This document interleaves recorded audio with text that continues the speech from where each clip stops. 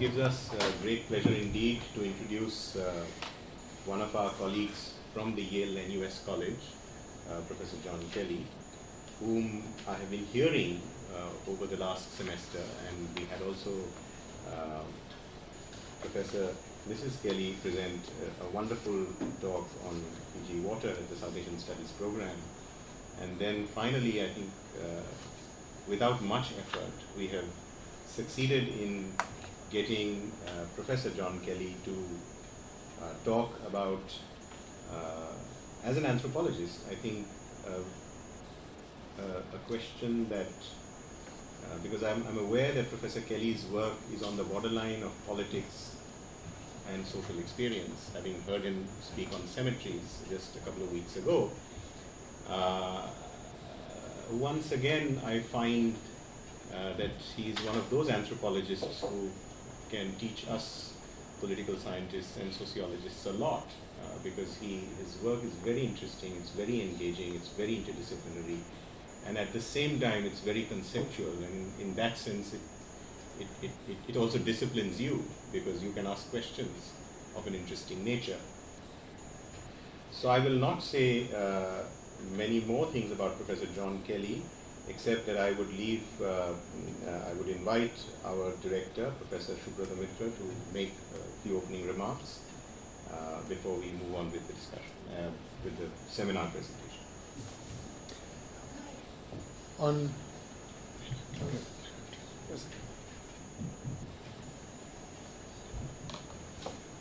On behalf of the Institute for South Asian Studies, it's my pleasure and privilege to welcome you formally to this body, which has already had a taste of who you are in your intervention in the last paper. I would like ISAS to be known as a brain trust of Singapore for South Asian and comparative studies, and that we would know in terms of not only the speakers who come here, but what we do with the papers that they deliver. That's why the conversation, three-way conversation between Professor Badrinarayan Tiwari, Professor Kelly, and Barney, your intervention in the last paper gave me the impression that we are on our way to becoming a very powerful buzz group which would concern itself not only with the official view of South Asia, but the way South Asia views itself. After all, the state is a construction from above as well as from below. Now this institute connects itself to contemporary South Asia. Now I would look towards Barney and ask, is there a specific point where the contemporariness of South Asian reality starts? 47, 65, 71, major wars, 91, or 400 years before the birth of Christ, when Kautilya wrote the Arthashastra. So this is the empirical stretch and theoretical depth of contemporary South Asia. This is why to have speakers like yourself and an audience like this makes it worth our while to put in the time that we put into this discussion, time which we take off our many other preoccupations. This is the kind of institute of which I'll be proud to be a part, and I'm only getting started. And what better way to start than to have John, whom I have met inadvertently first, thanks to Badri, and Barney, whom I have met as recently as last evening. So increasingly, this megapolis of Singapore appears to me like a village where you meet friends and neighbors all the time, because that's what comes out of being an intellectual. You don't sleep, do you? So with that, I'll hand over the floor to John. Much looking forward to your paper. Oh, thank you very much. I'm very honored and humbled by the introductions, and I appreciate them. And I'm going to launch right in. I've brought some very interesting visual imagery and an argument that I will fit in the space with a shoehorn as we go and leave room for questions. All Arthashastra questions for the question and answer. I'm actually very interested, but that's not where we're going today. Coexistence, that's where we're going today. The conference held at Bandung, Indonesia in 1955 began a new era of diplomacy. You'll realize this is the abstract, but I want to make sure we have an overview to start. Decisions about the future of sovereignty in Asia are now negotiated in Asia, which makes 55 an interesting year for our timelines. But no one from any Highland Asia group was invited to the Bandung conference. Jawaharlal Nehru and Zhou Enlai led the negotiation there of an agreement for peaceful coexistence of nation states in Asia, but not in the Highlands, which include the site since then of an extraordinary number of endless counterinsurgency occupations and much political violence.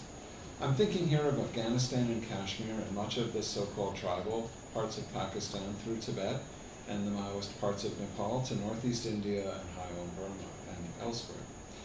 There is not endemic violence and counterinsurgency occupation everywhere in the Highlands, to be sure, and geography is clearly not simply destiny. But it is time, I think, to recognize that things like the American military occupation in Afghanistan look different when compared with, in the same set with, the Chinese military occupation of Tibet, the Indian occupation of Nagaland and Manipur, and Burma's endless Highlands occupation. Theories and realities of war and peace, these are our stakes. What bargain was struck by Nehru and Zhou, with what consequences for Asia in general and the Asian Highlands in particular?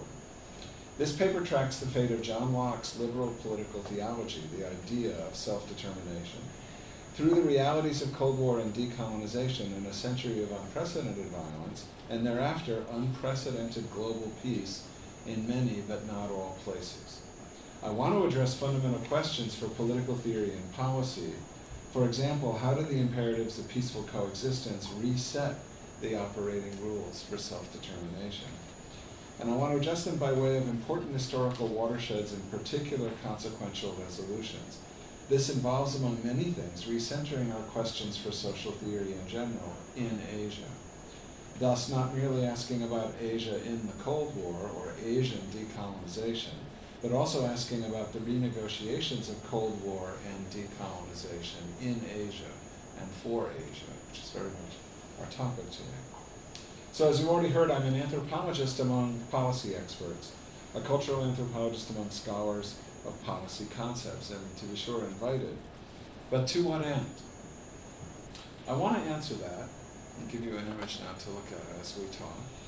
I want to answer that by reopening the actual question that led to the Bandung Conference in 1955. As we go on today, we'll reconsider the motives and missions of key participants, especially Jawaharlal Nehru for India, but also, as time allows, Tatsunosuke Takasaki of Japan, Carlos Romulo of the Philippines, John Kotelawala of Ceylon, as it was then called, Ali Shastro Midjojo of Indonesia, and second only to Nehru, Zhou Enlai for China, who you see here in '56, the year after the Bandung Conference, being met by Jawaharlal Nehru at the airport. And this is literally the first minutes where the Dalai Lama is also meeting Jawaharlal Nehru, and the Panchen Lama is also. I want us to situate this conference and its successes and limits better. Think about these relationships. To do this, we will track the roots of the 1955 Bandung Conference in other diplomatic summits, not only Geneva's Indochina settlement in 1954 and the endless Korean ceasefire being ritually renegotiated in Panmunjom since 1953, but also looking farther, back to the unconditional surrenders entering World War in 1945 and the bizarre Versailles negotiations resolving Europe's theretofore bloodiest war in 1919. Perhaps if our main interest was borders and borderlands, as is true of a lot of Highland scholars now, the strange itinerary from Panmunjom through Geneva to Bandung, Indonesia would be enough, especially if we added the 1948 drawing in New York of a line of control through the middle of Kashmir, and before that in 1947, the partition of India by departing British diplomats. Yes, borders are important, but we will also have bigger fish to fry, like the idea of self-determination itself.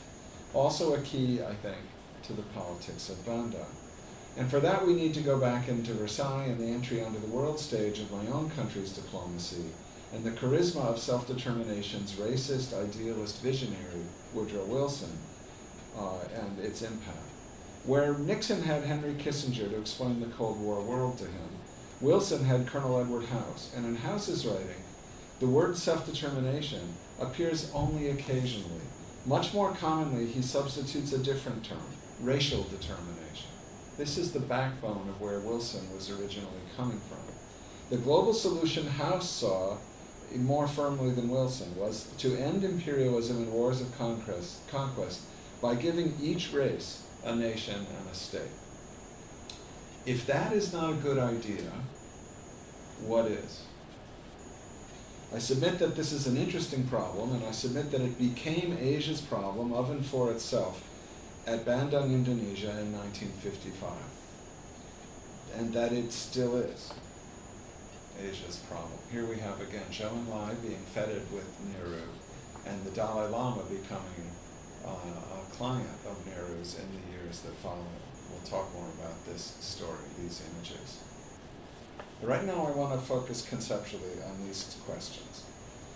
What is to be done then? How shall we live? Most scholarship tends to focus on the Enlightenment questions. What's the truth? What is enlightenment? But this agenda is an interesting one. Max Weber called them Tolstoy's questions. And there's lots to say about Weber's assessment of them. In short, Weber agreed with Tolstoy, who thought he was leveling a devastating critique, that the social sciences in fact cannot answer these questions, that these questions require prophets to guide the choices of values and ends, and they require politicians, and I'm aware that there are many experienced politicians in the room, to take responsibility for means and all their consequences. Weber felt that the best that social science can do is to clarify, to define the facts and the problems better. Our next question, after all, is the question of a prophet. The next question is the question of Martin Luther King. Where do we go from here? And you'll notice that it's an actually much better grounded question. It's about being situated in a particular place and time. It's the title of his last book, which was published within a year of his assassination. And in that book, he calls not for racial independence and not for violent revolution, but for recognition of interdependence and integration with a Gandhian insistence on rights. It's a solution that King, this Abrahamic churchman, wished to be redemptive as well as practical. In comparison and contrast, then, I want to look at a third question. Where do we stand now, we the people of Asia, in this world of ours today? I don't know if you recognize this question, historically speaking. This question might well have been asked again during last week's reenactment in Bandung and Jakarta of elements of the 1955 Afro-Asian conference. But my goal today is neither to praise nor bury, but rather to understand the long history of this question. And actually, understanding it in order to act more effectively was also the goal of the asker of this question, who was Indonesian Prime Minister Ali Shastro Midjojo. I'm sorry for my pronunciation. I'm not connected to Indonesia in any substantive way. He asked this question in Colombo, Ceylon, during the so-called Colombo Conference in April and May 1954. And the context matters. His question challenged the Colombo group to rethink the futility of their own enterprise and led directly to the Bandung Conference itself. Where do we stand now, we the people of Asia, in this world of ours today? The Colombo Conference is noteworthy as a venture in which three other Asian powers brought India and Pakistan together in 1954 to discuss sovereignty, war, and peace. But its agenda was this is how they got them to come together. Its agenda was resolutely focused, first of all, on a conflict raging far from South Asia's partition borders. What, if anything, could Asian powers do about war in Indochina? That was the focus of the meeting here between Burma, Ceylon, Pakistan, and India. Even as the collapse of the French outpost in Dien Bien Phu had clarified the doom of France's aspirations in the north, the winds of diplomacy were proving yet again that Asian politics were not yet Asia's business, especially after the collapse of Japan's co-prosperity sphere and the stream of increasing Cold War transvalued conflicts thereafter. If hope could endure, immediately in 45, in the wake of the San Francisco conference, that the Americans were perhaps more serious about decolonization and self-determination in their waning Atlantic Charter moment in 45. By 1953, Ho Chi Minh had learned that even his World War years as an American OSS ally and spy, remember the OSS is the military predecessor to the CIA, invented in the war years to funnel resources to clandestine allies like the nationalist Ho Chi Minh. Even those years counted less than the needs of France in the post-war world. While Ho famously modeled his Declaration of Independence on the American template in 45 and sought to sustain his American alliances as well as his Chinese ones, the Americans made deals in Europe to support de Gaulle in France, even before events in China and Korea led them to insist upon Cold War definitions of everything Asian. And there's two problems here, the Cold War and the logic of European priority. How to end violence and accelerate decolonization. It's harder for us to see the whole story because we've been trained to imagine that universals emerge and are sustained by the West, and that the rest must catch up to them, and tend to act more locally and regionally. But the templates of Western-led globalization will help us with this no more than the area study stories delimited to local and regional accounts. In this tale of two conferences, it's the guys in Colombo who intervene into what they saw the guys in Geneva doing. In Geneva, they saw the Soviets and Chinese had been called in 54 to discuss with the French and the Americans the fate of people and territory in Southeast Asia, with some Viet Minh representatives also. Recognizing in the terms of Shastri Mijojo's question that they needed means as well as ends to intervene in the shaping of their own Asian history, he stands up and says, where do we stand now, we the people of Asia, in this world of ours today? Meaning, how can we stop the violence in Indochina?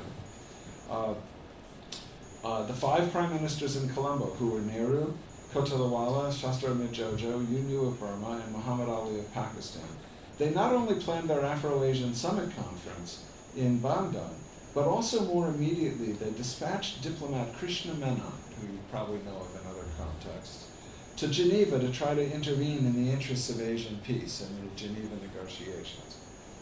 The Geneva ceasefire negotiations would in fact drag on for months to create a partition that would fail under the pressure of Viet Minh and US distaste, and much, much more blood would be shed in Vietnam.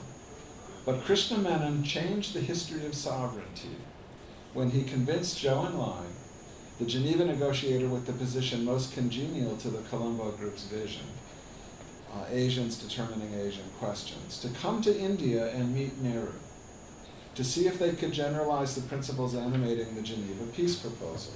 Mere weeks later, in June, in New Delhi, Zhou Enlai and Jawaharlal Nehru formalized their Panchashila. Here's, I should have put this up long ago so you can see Ali Shastri Mijojo and the question. He's actually, this photo of him at the Bandung conference. The question is from 1954.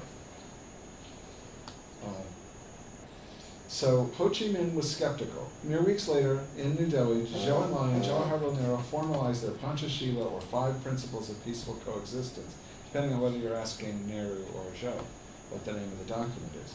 Ho Chi Minh was skeptical of this document. He refused to sign on. But Burma adopted the 5 principles of peaceful coexistence, and by April 1955, at the conclusion of the Bandung Conference, so had 26 other Asian and African nation states, mostly Asian. In their recent scholarship on the Bandung Conference, Iti Abraham and Tansi Singh and Amitabhacharya have all done much to separate myth from reality.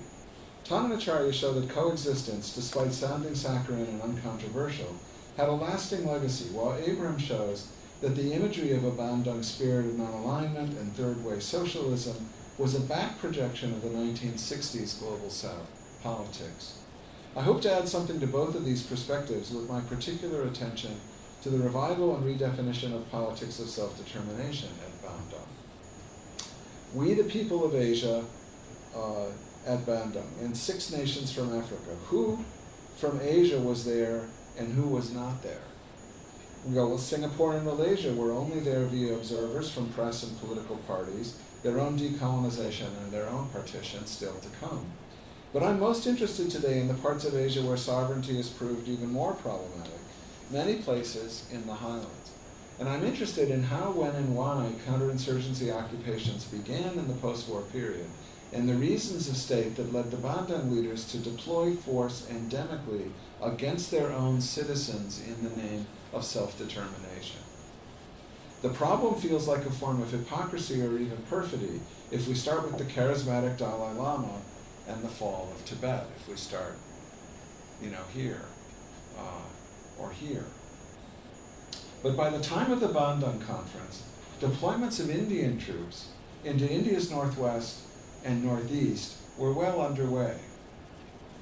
And this military occupation, still in place, we should remember, with no signs of invasion, despite events, for example, in Burma. It's a bloody, bitter, generations-long counterinsurgency occupation that in fact makes pathetic the claim of self-appointed US counterinsurgency experts to be engaged in what they've called a long war elsewhere in Afghanistan, which has lasted a mere decade.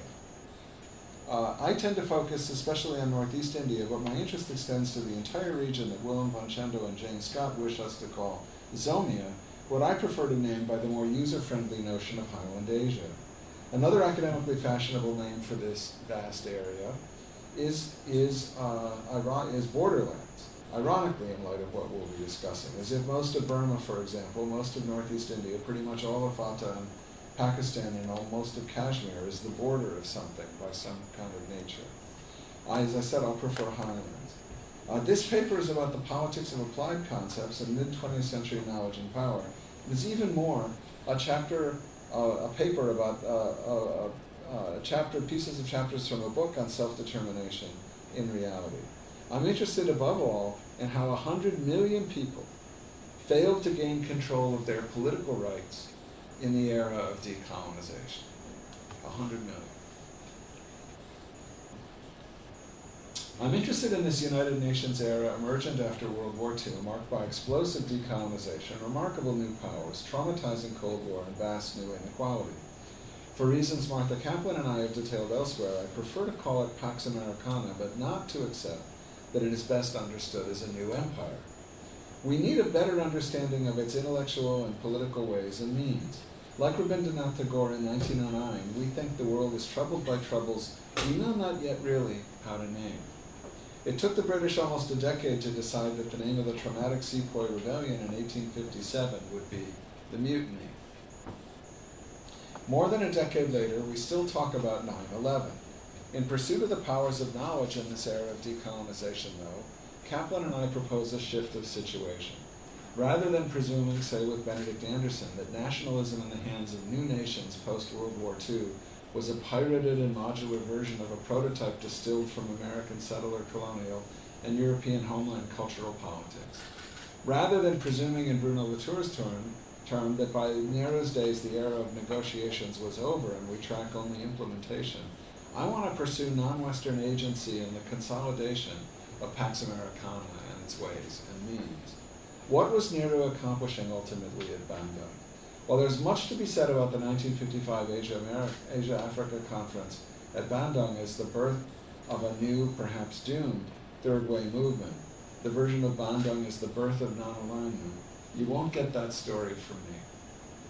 No, for me you're going to get a very different story. Bandung is the moment of the death of socialist internationalism. Bandung is the end of red revolutions. And is it Nehru who is responsible for this? Or is it perhaps Zhou? Or is it the handshake between them, the content of the deal they made, peaceful coexistence?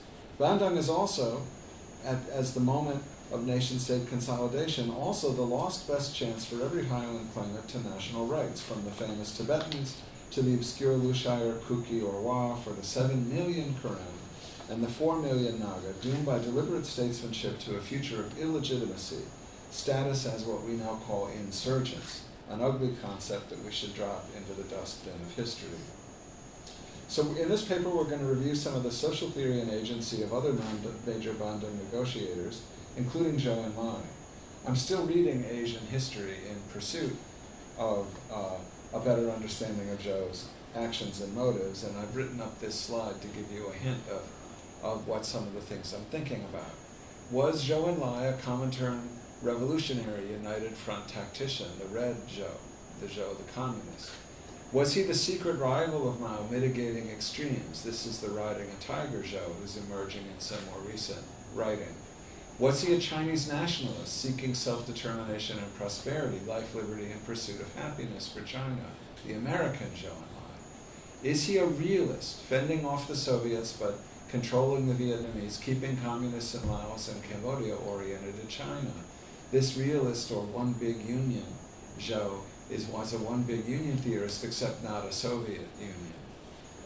Appalled by tens of millions of dead, seeking an end to decades of war. Is this really the story of the peace Zhou, the ideologist of peaceful coexistence? I could speak more about that, but I actually know less about it, and I know more about the paradoxes of Nehru.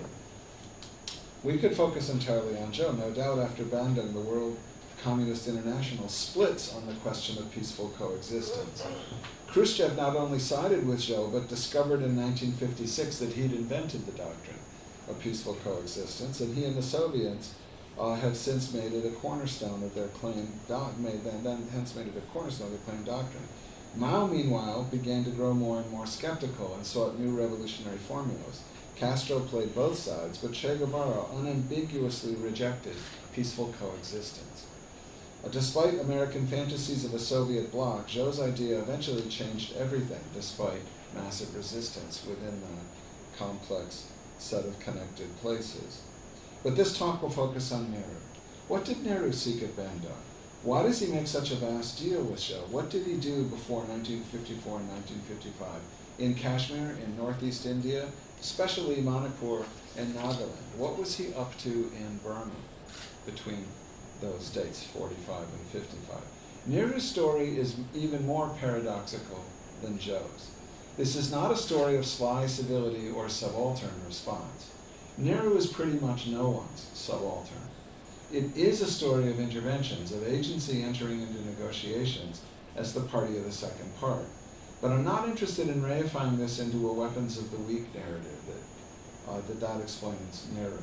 After all, with Mikhail Bakhtin, I think that we're all post the Adamic moment speakers responsibly, agents of and for things beyond and before ourselves. The Nehru story is precisely one of a plenitude of things he could have been, and in fact deliberately at least sometimes was, an agent of and for.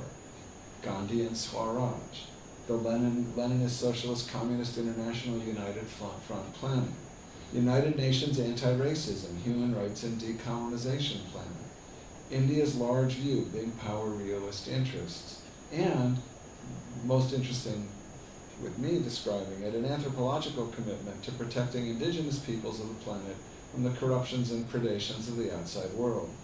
Thus today we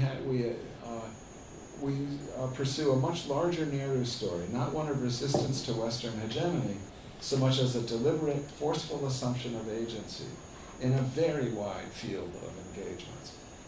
Now, to give us a little bit more concrete sense of some of the things I'm talking about, I'm going to quickly run through some images.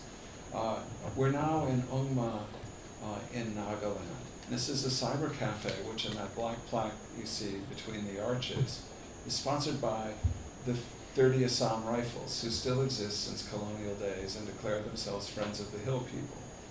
This is to give you a feeling of what endemic counterinsurgency occupation feels like. Across the street from our computer center, from the 30 Assam Rifles, is a memorial to everyone they've killed that's been up since the 1950s with a Christian theme, and we won't stop to read it.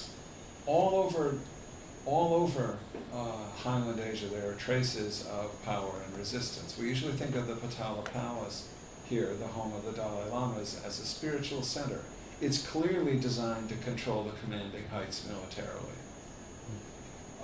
Right now, it's occupied, as we learned when we were, the Vassar faculty were touring there, and this photo was followed about 15 seconds later by this one, where a soldier had taken a quiet interest in the fact that our group was one of the few allowed in so near to the period of the Olympics.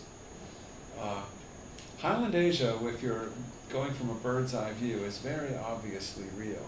The geographic features that define it aren't hard to pick out, and I won't go into detail except to point out that it's interesting that it, as Vacendo and the Zomia theorists have been saying, we really don't, until very recently, theorize much about what makes it tick. It cuts across Southeast, East, and South Asia in very interesting ways. People all over these highlands tend to build their cities on hilltops. It is not true that there are no cities. It is true that commanding heights are very important. In Nagaland, instead of Patala, instead of the occupying power of Tibetan Buddhism, what you find in Imphal and in Kohima in Nagaland is the police station on the commanding heights, also built with defensive considerations as well as grandeur in mind. Elsewhere in Nagaland, you find other structures. A structure that's for centuries been pushing its way to the top of the hills and mountains is Christianity. And to understand Nagaland, we have to understand the sacrifice religions that are a topic of whole other pieces of my research. But here we are in the village green of now of Chu, which is another hilltop town. And across from the chief's house, in a very Gomsa-like ritual system, we find the Christian church, and we find the Naga memory stones commemorating many sacrifices, and we find Christian memorials in the church, vying in the language of ritual to make claims about power. So there are all kinds of claims about power made through the hills. This is the Shan National Army supporting a government that claims to have been independent from Burma for 60 years. And as you know, if you know Burma, you know that there is endemic violence of low intensity and occasionally high intensity throughout its highlands still. But Burma, meanwhile, has been a pacification project ever since and through and even before the Bandung period. Here we have Zhou Enlai, Unu, and Ne Win on a parade at a point near the Bandung conference. All right, I won't go through these conceptual slides since most of the topics have already been covered. This is to remind us of the basic terrain when we approach the post-war situation. This is a U.S. military map. You see the flight, you see the plane. Do I have a pointer here? The red button. Yes. You see, here's the flying over the hump, the planes over here, the planes going over the Americans crashed most of their transport planes trying to save Chiang Kai-shek during the war. The Japanese occupied lowland Burma, but they were massively defeated in Kohima and Imphal when they attempted to foment revolution in India. That would be the Japanese and the Indian National Army led by Subhas Chandra Bose. Burma inherits and tries to build a nation state in 1948 out of a territory, the whole lowlands of which have been part of the co-prosperity sphere for many, many years, and the highlands have all been in resistance. And the highlands are increasingly turning Christian while the lowlands are Theravada Buddhist. The Americans' main interest, however, is not the places like Northeast India or Burma. It's to build a road to save Chiang Kai-shek, which is one of the world's great engineering feats, this Burma road. Okay. Now back to Bandung. And I will, again, very briefly, just to give you a feeling that it's not so focused simply on our two negotiators and the states behind them. It's very important what the other people coming to Bandung were thinking about once the conference existed. And the Japanese played a very, very quiet role at the conference, but their theme was unmistakable, and it's right here. The Japanese thought that they had learned from their own mistakes and that it was absolutely vital that Bandung stand for peace. They would know, and they're not talking about the Cold War. Zhou Enlai, when coming back to China, it's underappreciated that he had to get China to ratify the Bandung Conference. So we get a good vision of what Zhou is thinking by looking at what he says to the National People's Congress, his report to the Standing Committee, trying to encourage them to support the deal he has made and also thus help persuade Mao to accept the deal he has made. In the resolution on the problem of dependent peoples, the Asian African Conference declared that the colonialism in all its manifestations was an evil which should speedily be brought to an end. The phrase "in all its manifestations," if you know the Bandung Conference at all, you know that was actually a dig at the Soviets and the Chinese. But Zhou will not allow that reading. The phrase "in all its manifestations" here denotes colonialism and its political, military, economic, cultural, and social manifestations, and thus there cannot possibly be any other interpretation. The Declaration on the Promotion of World Peace and Cooperation adopted by the Asian African Conference fully embodied the 5 principles of coexistence jointly advocated by China, India, and Burma. Zhou himself is insisting that the Bandung Conference's communique is absolutely the same thing as the Panchashila deal. Owing to the fact that some people had different views on the wording of peaceful coexistence, the conference used in its declaration the phraseology "live together in peace," used in the preamble of the United Nations. This probably is boring, but it's worth paying attention to this particular point. When partners in Bandung like the Philippines and Thailand objected to peaceful coexistence as something authored by China, they switched to language they took straight out of the preamble of the United Nations. You'll notice that this means that Zhou Enlai is relying on the UN Charter long before the UN will recognize Zhou Enlai's government. That's very interesting. It is our view that the 10 principles in the Declaration of the Asian African Conference are an extension and development of the 5 principles of peaceful coexistence. The government of the Chinese People's Republic is willing to establish normal diplomatic relations and live together in peace and cooperate in friendship with all countries on the basis of the 5 principles of coexistence and the 10 principles unanimously agreed upon the Asian African Conference. All right. So as I said, Zhou is really retreating into this UN language. We'll talk about grounds for whether we should believe Zhou or not as we go forward, but I want to now introduce some of the other figures and show that it's a complex conference before we get back. Carlos Romulo from the Philippines is smeared in the historical record by his opponents, calling him an American puppet. If you pay attention to what he was saying at the conference, he brought a whole different kind of social theory to the table and had some of the most astute things to say, which were very much not the line of the United States government. We have taken our stand firmly behind the struggle of every people to become master of its own fate, to enjoy its own identity, to be responsible for its own acts, rights and duties, to join in the immense task of building a new structure. That sounds like self-determination, almost, but it gets much more complicated than that. He is aware of conscious policy making. Never before, surely, have so many people been planning their own history. The great new fact is that these issues of freedom, equality, and growth are no longer merely national problems, but world problems. This is very much off the rail of betting the house on self-determination. The UN is still much more of a mirror of the world than an effective instrument for changing it. Independence versus interdependence. Nationalism as such can only solve the least of our problems and leaves us powerless to meet the more serious ones. He said we needed a 20th century world based on the true interdependence of peoples. Is this interdependence versus independence? Is this a theme that Romulo is getting from Gandhi? That's a possibility worth inquiring into, but I believe not. I believe his source is Thorstein Veblen, the American leftist radical.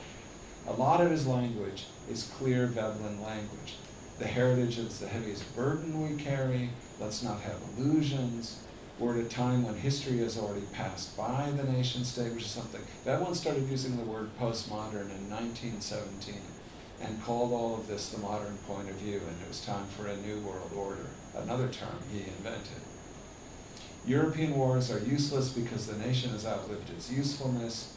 We have to put an end to war because we have to put an end to nations, Romulo was telling everyone at Bandung. This is supposed to be the guy defending American interests. It doesn't sound like that. Something more complicated was going on there than we've yet dealt with. So now we're going to go back, having said all of this, to Jawaharlal Nehru and start looking at Nehru's agency with full attention to just what does he do and why does he do it. And what I'm going to do is go through the history while also going through the theories of what motivates him, what he's an agent for, and let history guide us to how good an explanation it is. So the first place we're going to start, we're going to delineate 5 Nehru paradoxes, each of which for convenience I'll name. First, the UN paradox. Why does the most powerful man in the General Assembly in 1946 move by 1955 towards exteriority, non-alignment? Second, the one big union paradox. Why does this dyed-in-the-wool modernist, always arguing for larger federation, insist on absorbing every princely state and installing counterinsurgency occupations at every corner of his sovereign territory, but then at Bandung engineered the end of the Socialist International United Front strategy and stopped growing a bigger state. At Bandung, when much of the West hysterically feared exactly the opposite, that this would become an extension of world socialism. Third, the hope paradox. Is Nehru the master of building hope for utopian progress, or a realist saving all that he can in all practicality, or both? Or neither, as Richard Wright thought?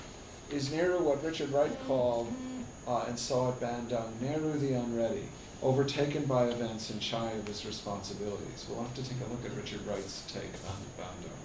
Fourth, the American paradox. Why, while disappointing U.S. diplomats throughout his career, does Nehru become extraordinarily more interested in U.S. political touchstones in the later decades of his life and work? To reverse an old joke, if Nehru was an enemy of the Americans, then in fact they don't need friends. Fifth, the paradox of Nehru's anthropology.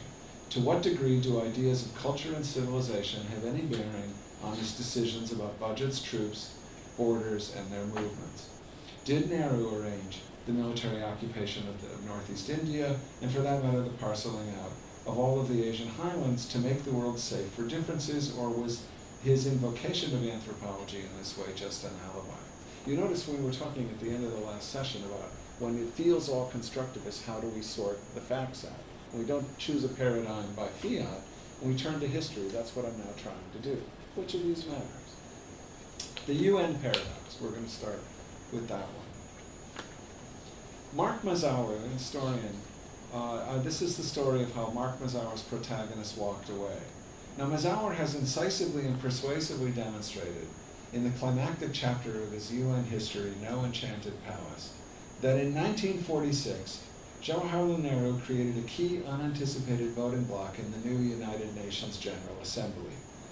Nehru humiliated South Africa's Jan Smuts by winning a global resolution against civil racism in the emergent apartheid state. And if you're interested, this reverses something Woodrow Wilson did at Versailles that I'll tell you about if anyone is interested. Mazower shows us here no less than the first moment of a more global United Nations. Smuts had already written most of the rules himself. He knew intimately that it was beyond the reach of the General Assembly's politics to criticize the civil affairs of a member state. His racism and apartheid were supposed to be untouchable.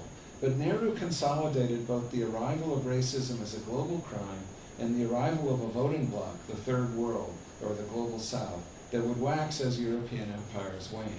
If we think with Talal Hassan about global flows of discourse, ebbs and flows, yes, this voting bloc in 1946 was still much more written about and written on than writing its own future. It still existed mostly as an object, the object of fantasies and fears of the Soviets and the West. If we go with the Bandung spirit narrative, we posit a need not just to be represented, but to represent themselves. We expect that this drove the conference to inaugurate an era of non-aligned political reconsiderations, turning against the West. I have my doubts that this is the whole story. Things happened too fast in Nehru's career. It's like the 5-year turn from hygiene to Pasteurian microbial biology in the 1860s that so fascinates Bruno Latour and is the centerpiece of Latour's critique of Foucauldian break theory. We might as well declare it an historical break, except for the fact, as Latour shows, that the concept of break explains nothing. Nehru moved from being the most powerful person at the UN in 1946 to declaration of his own non-alignment in the aftermath of the Bandung Conference in 1955. And in Bandung, he first used the word non-aligned to describe himself. I'm non-aligned. He started too powerful at the UN for a subaltern study to hold, but then ends up entirely frustrated. What happened to him? This is our first historical stopping point. Why does Nehru decide he needs a non-aligned movement at all? Why doesn't he use the UN? Well, something happened. This question takes us to events in Kashmir and to US and British attacks on Nehru at the UN starting in 1948. By 1953, the American-born UN diplomat Ralph Bunche called Kashmir the most dangerous situation in the world, but with little recognition of the degree to which the impasse and the danger was deliberately constructed and maintained out of New York. Briefly, in October 1947, notice how close this is to the August 1947 partition of India with all its violence and trauma. In October 1947, Pathans from points north and west, quote unquote, invaded Kashmir, and as the Indian newspapers put it, and that's what this report that Nehru is discussing is working from. These raiders undoubtedly had Pakistani armament, but their role as agents of the new Pakistani state was, historians now suggest, somewhat overdrawn at the time, to say the least. As Nehru later wrote to Vallabhbhai Patel, as you can see after a fact-finding mission, the situation in Kashmir, that is Pakistan's military movements, which is his problem, declaring those two the same thing, is getting more and more odd. In short, while the raiders met with little effective resistance and gathered up booty, the complex terrain of negotiation of Kashmir's instrument of accession was completely changed by their so-called invasion. Whereas the diplomatic powerhouse VP Menon had managed to arrange over 500 other princely state accessions by the end of India's first year of independence, Kashmir's seven-part complexity resisted, including complex parliamentary histories and a social terrain that involved much more, actually, than the famous overall Muslim majority in Hindu Maharaja. The Sikkim was mostly Buddhist, is up there, and lots of other things as well. The point, however, is that fear of Pakistan incursion changed everything. While the raiders in classic Highland style were not there to conquer any cities, they stopped short of the cities and ran back home with carts laden with booty. Meanwhile, Indian military investment and quick sign-over of sovereignty was achieved, and the Indian troops occupied the southern parts of Kashmir. The real surprise then came at the UN. Our confident Nehru directed his diplomats to bring the matter of incursion to the Security Council in January 1948. Again, India has been in existence less than 6 months. To gain UN help in clearing out the Pakistani forces.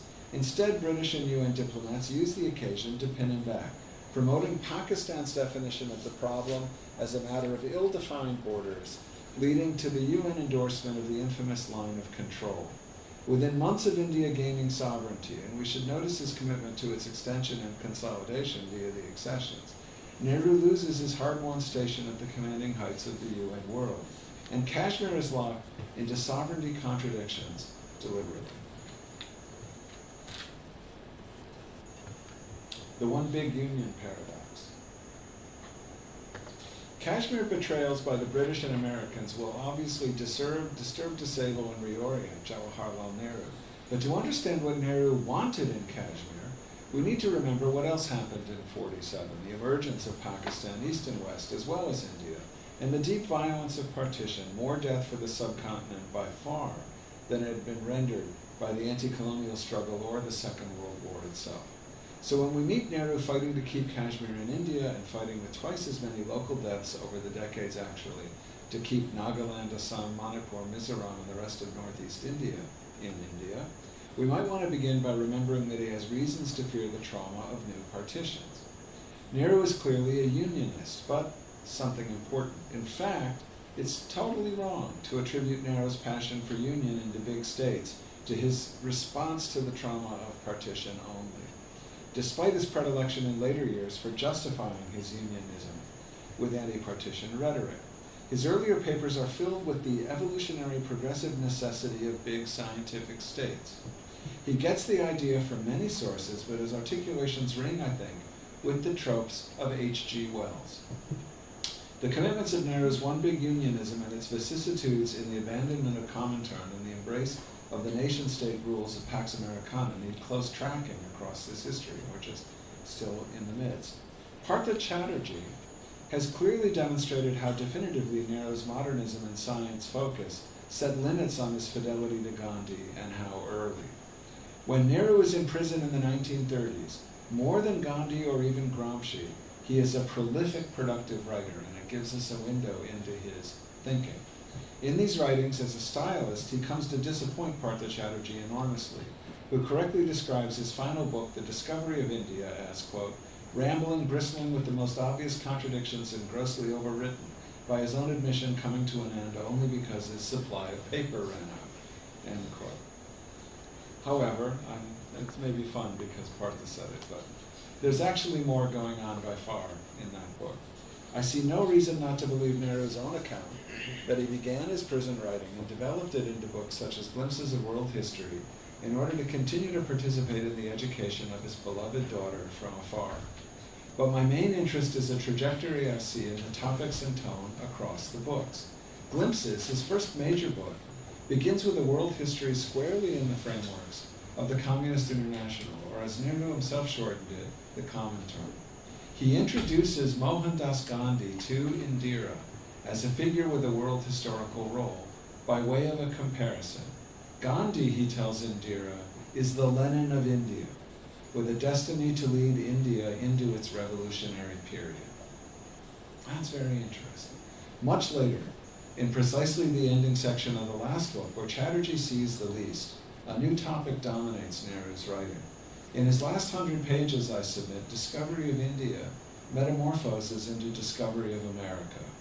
Imprisoned, Nehru in the years of World War II revises his earlier contempt for the U.S. as a commercial imperialist and sees new measure of it and its role in the world's destiny. He finally starts writing about self-determination during the years of World War II. One source was with Nehru throughout his writings, important particularly as it enabled his glimpses of world history. It was H.G. Wells, and more specifically Wells's Outline of World History.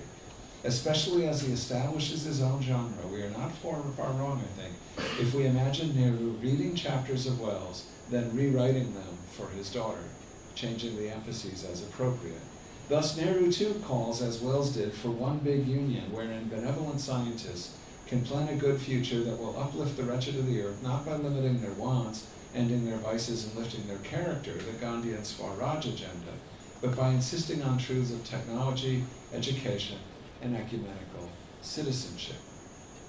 This vision fits, let me go on. We won't take the time to read these because we're running out of time, as I knew would happen. But I can show you, if you're interested in more detail, how he does invoke Gandhian ideals of Satyagraha and Swaraj, including one in the clinches talking about trouble in the Northeast. But he also says things like this in direct reply to a Naga parliamentarian. It's no good talking to me about independence for the Nagas. I consider it fantastic for that little corner between China and Burma and India, part of it's in Burma, to be called an independent state. His Gandhian commitments are real, but in a Wellesian universe. This vision fits closely with Chatterjee's cosmopolitan nationalist. Why then is Nehru not the hero but the villain of Richard Wright's Bandung memoir? Well, we don't have time to hear that today, but I'll basically show you. Richard Wright felt that Nehru was unready, but Richard Wright also didn't understand what was happening in Bandung. He had a contract for a book called Mankind Speaking, and his theory was that Bandung was the first place in the history of the planet that humans were free to speak beyond the limits of race. What he found was diplomats working on serious diplomatic problems and complex interests and intentions. This led Wright to abandon his book, Mankind Speaking, and to write a book called The Color Curtain, in which he blamed Nehru above all for not understanding the threat of Zhou Enlai. But this is Richard Wright's thundering final conclusion. He claims about all the diplomats at Bandung, they were much clearer about what they did not want than about what they wanted. Now, the most important thing about Richard Wright is that if there was a Bandung spirit and a new third worldism and a non-aligned movement started at Bandung, that's exactly what Richard Wright went to Bandung to find. And he's a smart guy with an eagle eye. He would have found it if it was there. There's something going on with Richard Wright, but there's also a lot that he does not know. Now, what was the arrangement between Nehru and I'm going to skip right ahead and just give you an overview. In short, there is a deal at the core, and that deal is a trade of territory in the highlands and elsewhere, and a trade and a political arrangement of sovereignty between Nehru and Zhou. Nehru gives China Tibet, abjures all Indian claim on Tibet. Zhou promises two things. Zhou promises to abjure all claims to foment revolution outside the boundaries of his own nation state, and Zhou promises to disclaim sovereign right over all the non-Yang Chinese. In other words, now everything you know about Malaysian and Singaporean history suggests to you that the Chinese might not have fully lived up to their deal, because there was a heck of a lot of violence in Malaysia after 1955 on the theme of revolutionary movements. And within the Chinese state, not everyone goes along with Zhou and Mai's peaceful coexistence deal. The tension between Zhou and Mao leads to extraordinary pushes and pulls and turns to cultural revolution and other phenomena. There's a tension for peaceful coexistence within China as well as between it and other places. So there's a lot of skepticism in the Singaporean scholarship about Zhou's side of the deal. But I'm very interested in the fact that they both chose to make it. Zhou wanted Tibet, and he was willing to limit China's sovereignty in order to claim it. Well, what about Tibet? Now, this is the last section then of the paper. More than 50 years of counterinsurgency occupation has followed from Nehru's commitments. Northeast India is still a leading site for police and military encounter killings and a wide range of civil traumas largely ignored by the outside world. I've also skipped the portion of the paper where we talk about Nehru's anthropology, which in short, I would argue the following. The idea that he learned, that he tells the Naga to sing and dance when they ask to be made an independent nation state. I mean, I don't mean this metaphorically. I mean, he says, it's a shame you no longer sing and dance the way you used to. And within 10 years of Nehru's decision to throw the Christian missionaries out of the Northeast, the overwhelming majority of adults in Nagaland, and most of them in the rest of the highland parts of the Northeast, convert to Christianity. It used to be the religion of the educated, 20%. By the 1960s, it's 71% of adult Nagas are Christians and registered members of the Baptist Church. The American state with the highest percentage of registered members of the Baptist Church is Mississippi, where 51% of adults are registered. And this is an overwhelming response to Nehru to become Christians in the Northeast. And so why did Nehru want them to be apolitical? Well, it's not 20th century Boasian difference, it's 19th century H.G. Wellsian social evolution. He has a comparative method, romanticism, where he thinks they should stay primitive and natural men. And they should, his historian, his biographers even start talking about so-called development, suddenly forgetting who they're talking about when talking about the Naga and talking about the Northeast. But that romanticism isn't coming from 20th century anthropology, it's coming from Verrier Elwin, who's a romantic anthropologist, but it's fundamentally coming from H.G. Wells and his evolutionary modeling of society. So, what are the consequences of this commitment? The Northeast takes up arms to try to fight for independence while they're being told to sing and dance. They become Christians, and you saw some of the kinds of memorials that are then built around these issues. India is confronted with a raging push for a decolonization it cannot even recognize despite its own history. More than 50 years of counterinsurgency occupations have followed from Nehru's commitments. Northeast India is still a leading site for police and military encounter killings and a wide range of civil traumas largely ignored by the outside world. This history of suffering should embarrass Americans, we've talked about that, Americans who claim they're engaged in long wars. Nehru actually wanted Nagas and other highland people to abandon Christianity. Then we told you about that. A final piece of the Nehru puzzles then could be collected from these attributes and his attitudes, especially in his ambivalent but largely impatient Tibet policies. Now let's figure out how the Tibet story fits in to the rest of this. From the concession of Tibet to China in 1955 in the deal with Zhou, to his refusal in 1956 to aid the Dalai Lama, who we saw meeting him for the first time a year after the Bandung conference. The Dalai Lama asked him for help, telling him that they were in trouble. He had recently identified that Mao as a demon, his purpose on earth was to fight for Tibetan Buddhism against the irreligiosity that Mao was professing. He's going to flee Tibet within 3 years of this meeting with Nehru. He refuses to aid the Dalai Lama. The Dalai Lama turns to the American CIA for support, and Nehru walks a tightrope until the Dalai Lama arrives in India as a refugee in 1959, strongly contributing to Mao's amusement and Zhou's fury. and eventually to the Sino-Indian border skirmishes in 1962.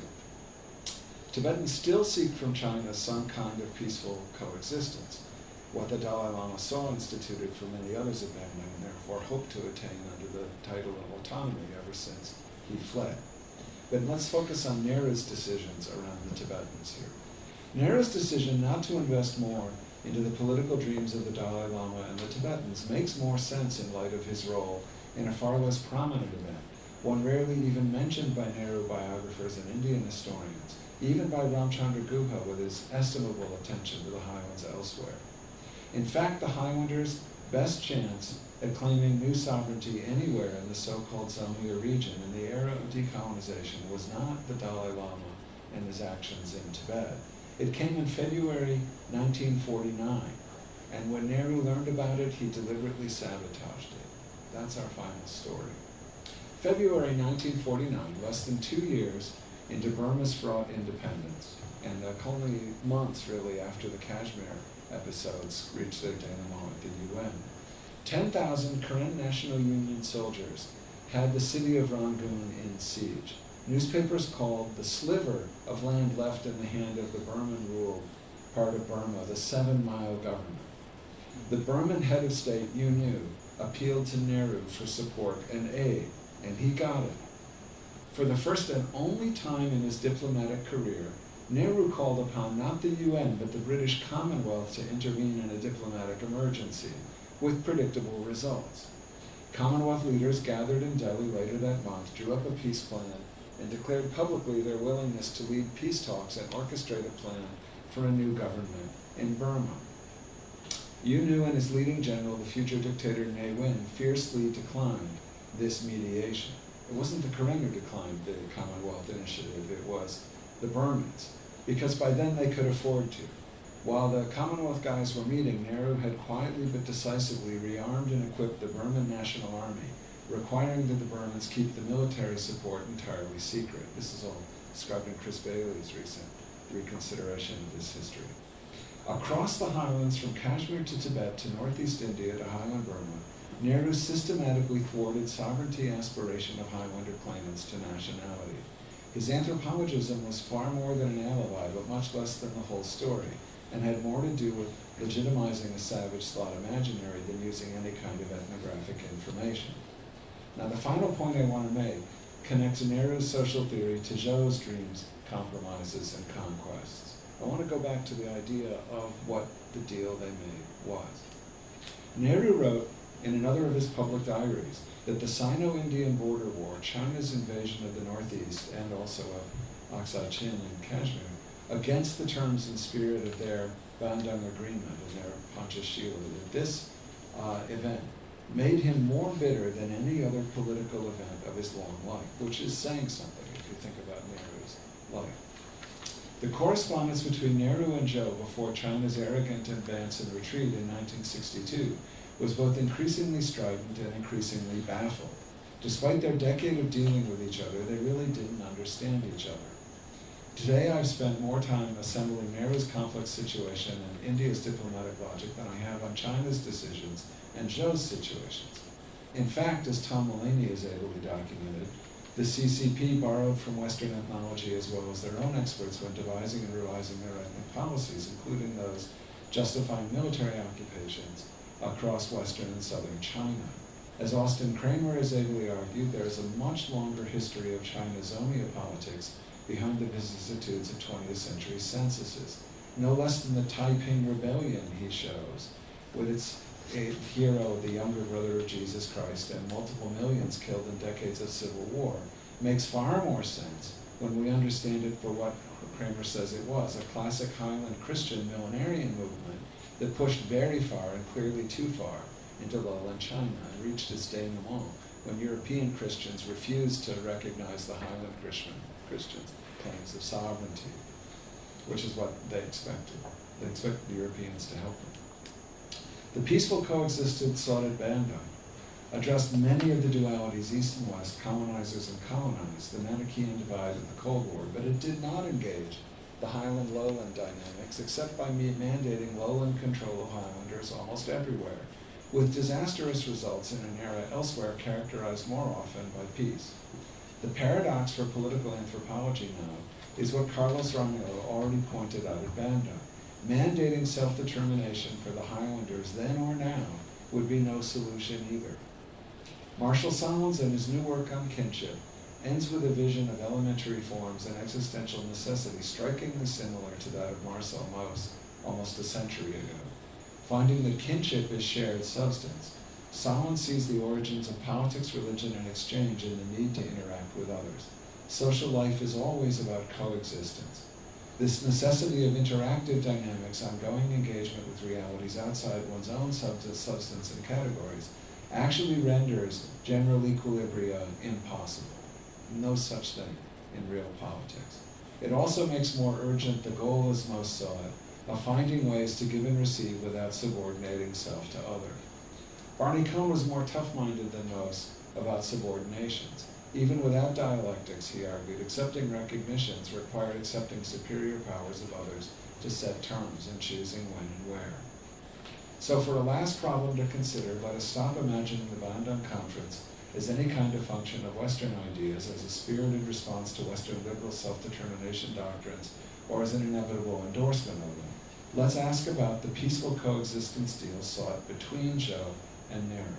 Zhou stopped in Delhi to negotiate with Nehru the Panchashila, the principles of peaceful coexistence, in 1954 on his way back to China from the Geneva Conference, in which he and many others attempted to secure French recognition of the need for decolonization of Indochina after Dien Bien Phu. Let us try to connect the thematics in Zhou's and Nehru's paradoxical amalgamated agency.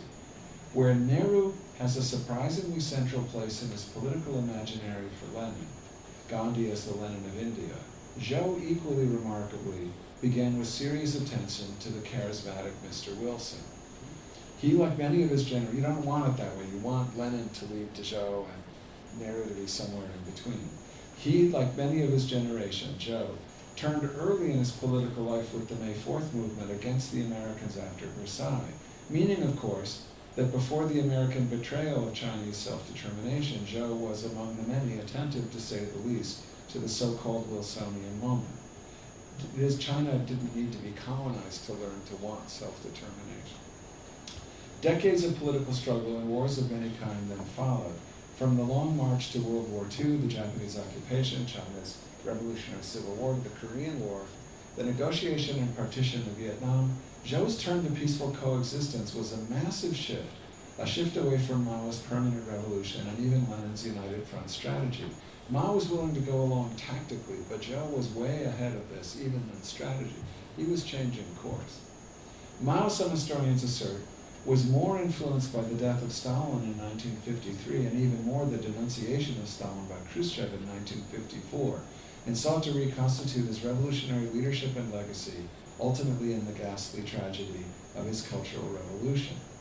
The Sino-Indian skirmishes in '62 showed the limits to Zhou and Nehru's peaceful coexistence. And I wonder whether Zhou, who drove hard bargains, and like Nehru, was like a Nehru without an Elvin in the Highlands, even more severely bullying the denizens. I wonder whether Zhou ultimately failed above all to sustain his own peaceful coexistence with the Maoists. But his theme of peaceful coexistence, this thematic, precisely beyond the bounds of shared substance or code, might still, one hopes, motivate better social theory, not because it's an elementary form or a mandate of any one agent, relationship, or interest, but because of what we know about situations and the things that happen beyond any one philosophy.